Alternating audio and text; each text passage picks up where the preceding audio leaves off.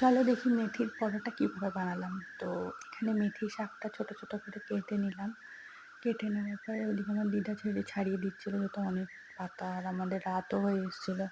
তো দিদা এটাকে কুচো কুচো করে কেটে নিল, আর আমি তারপরে এর মধ্যে একটু নুন দিয়ে জলের মধ্যে ভিজিয়ে রেখেছিলাম, যার মধ্যে করে মেথি শাকের ভেতরে যে তেতো ভাবটা থাকে যেটা যেন কেটে যায়। তো এটা ভিজিয়ে রেখে দিয়েছিলাম, আর অন্যদিকে আটা যে মাখবো আর কি, তো আটাটা ওদিকে আটার ময়দা নিয়ে নিয়েছিলাম, তার সাথে জিরে, আদা বাটা, লঙ্কা আর ধনের গুঁড়ো, লঙ্কার গুঁড়ো, একটু নুন, চিনি, আর সবথেকে বড় যেটা টেস্ট একটু আলাদা করবে তার জন্য দিয়েছিলাম একটু জোয়ান। আর সেটা সত্যি পরোটার টেস্টটা একটু আলাদা করে। তো তারপরে এটাকে ময়ম দেওয়ার জন্য একটু সাদা তেল দিয়ে দিয়েছিলাম। তো এটা মাখার পরে ওদিকে আমার মা মেথি শাকটাকে একটু চটকে নিয়ে মেথি শাকের মধ্যে যে জলটা ছিল সেই জলটাকে বার করে নিচ্ছিল।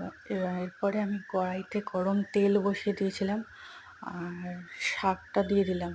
একটু হালকা ভাজা ভাজা করতে হবে শাকটাকে। আর কোনো নুন দিইনি, যেহেতু আগেই নুন দেওয়া ছিল, তাই শাকটা দিয়ে দিলাম। দেওয়ার পরে শাকের মধ্যেকার যতক্ষণ না জলটা টানবে ততক্ষণ পর্যন্ত একটু নাড়তে হবে। প্রায় 10 মিনিট মতন আমি শাকটা ভাজলাম। এই যে জল বেরিয়ে আসছে দেখতে পাচ্ছ।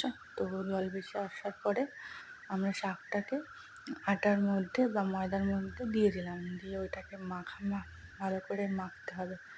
তো ওইটা আমার মাই মেখে দিচ্ছিলো, যেহেতু গরম ছিল আমি মাখতে পারলাম না।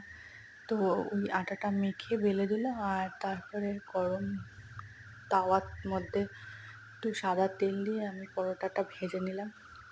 শীতের রাতে তো অসাধারণ লাগে। আর তার সাথে আমরা একটু কেচাপ নিয়েছিলাম, কেচাপ দিয়ে যেটা খেলাম, আর টেস্টটা তো অতুলনীয়।